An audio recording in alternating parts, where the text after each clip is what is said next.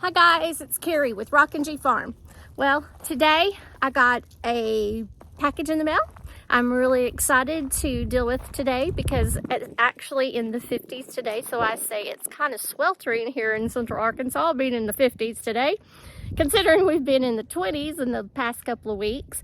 But I've got a box that came from Holland Bulbs.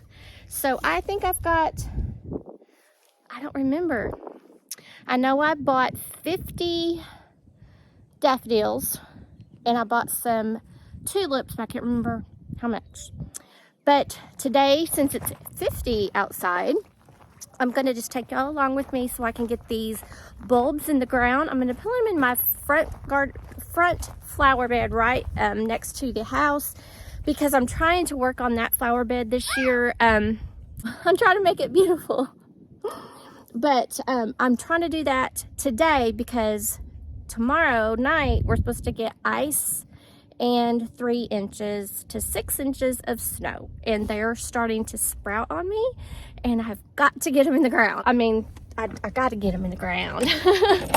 So that's what we're doing today. And I thought I'd just bring y'all along with me.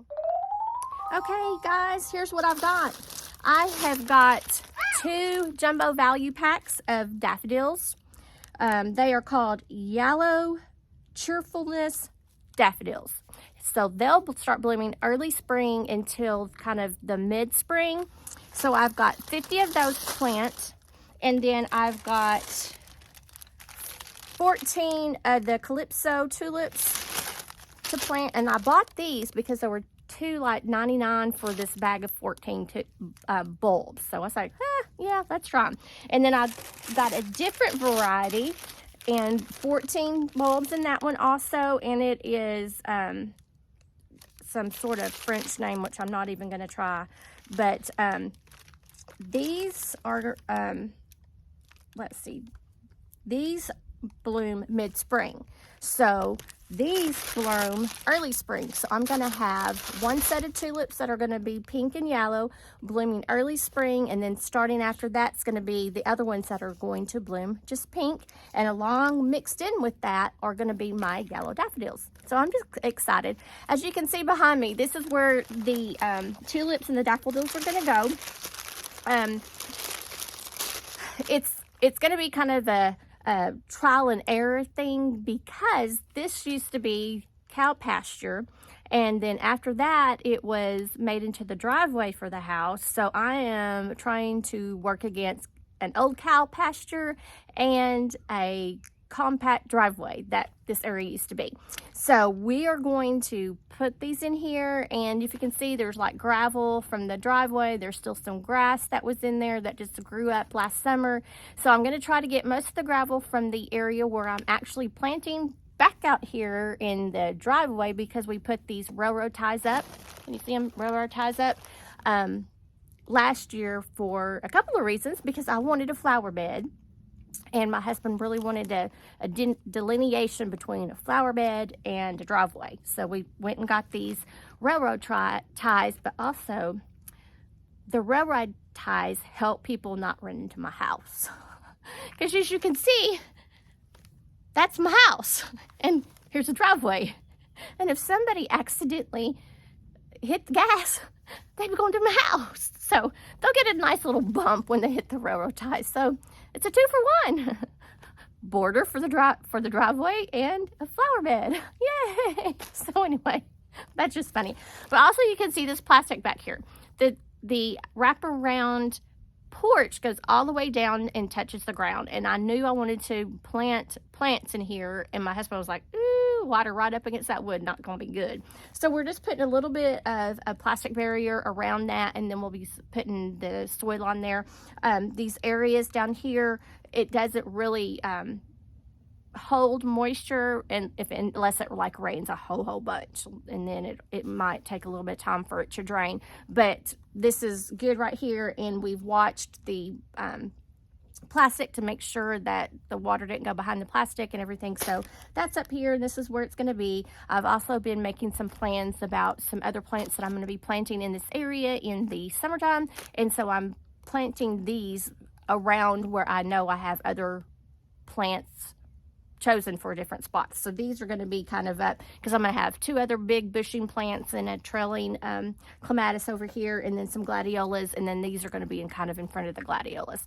And then probably have the whole thing lined with lavender.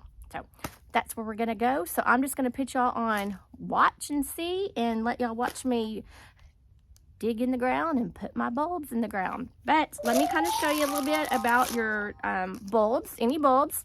So on a bulb, you'll have a top and you have a bottom, and I always think to make it think of a Hershey Kiss. So that's where the way most bulbs will sit in the ground. So you've got your top and your bottom. So this is like the little tag of the Hershey Kiss right here. And then this is going to be the bottom of the Hershey Kiss. So this is your leaf that is already starting to sprout, which is one reason I really need to get them in the ground. And this is where the roots are right here. And look, they're already making a baby.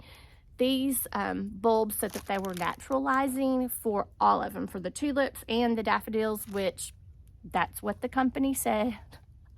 So I'm going to take their word on it, and hopefully in a couple years we'll be able to dig these back up and break these extra little bulbs off, because they should make other bulbs, and you'll split them up and be able to plant them around. That's what naturalizing is called.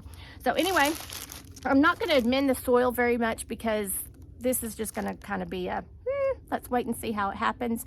And I don't have a lot of compost with me today. So what I'm going to do, I'm just going to put a little bit of all natural, all-purpose organic fertilizer in it, and I can smell it.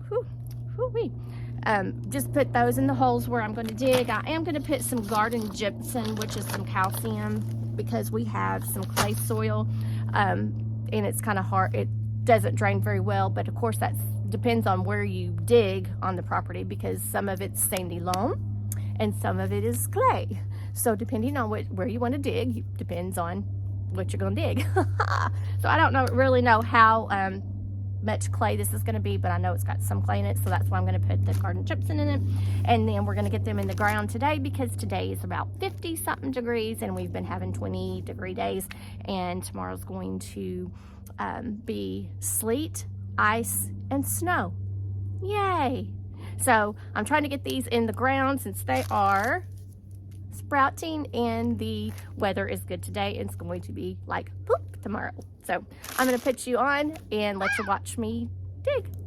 Oh, let me tell you how you tell how deep you go. How deep you go with your bulbs. You go 2 to 3 times the height of your bulb. You'll dig down that far. So if you have a real big bulb, you'll go down, like put it up, it goes 1, 2, 3, and that'll be how deep you go. So you might sometimes, if you have some really odd shaped ones, you might get a ruler and kind of dig your holes and know how deep to go.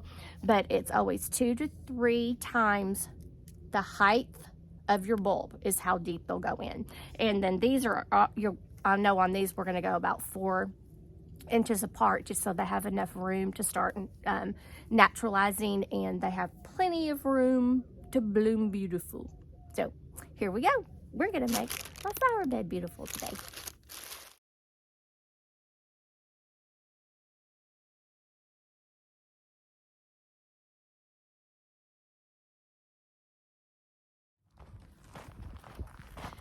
Okay, so I'm going to put them at the gate flower bed, because I'm going to have to do a lot more mending to this flower bed beside the house than what I anticipated. It's going to be a bigger endeavor than what I thought. So since I've got these, and this flower bed is amazing when it's all in bloom, I'm just going to add to it, because it is my favorite, because it is beautiful.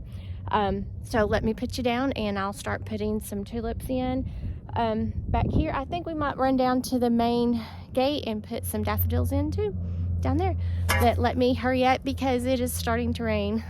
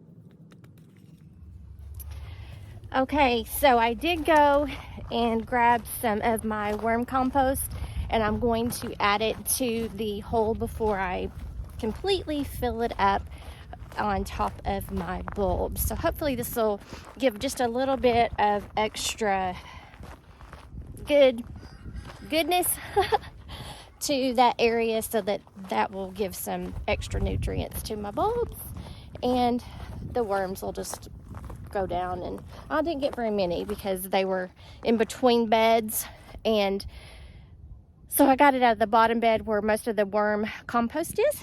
And so here we go. I'm going to put it in the tulip bed now. Okay guys, so I finally have got these done. I was not expecting it to take me this long, but everywhere I wanted to put them, I ended up going into big rock piles. So I've been a little disheartened today.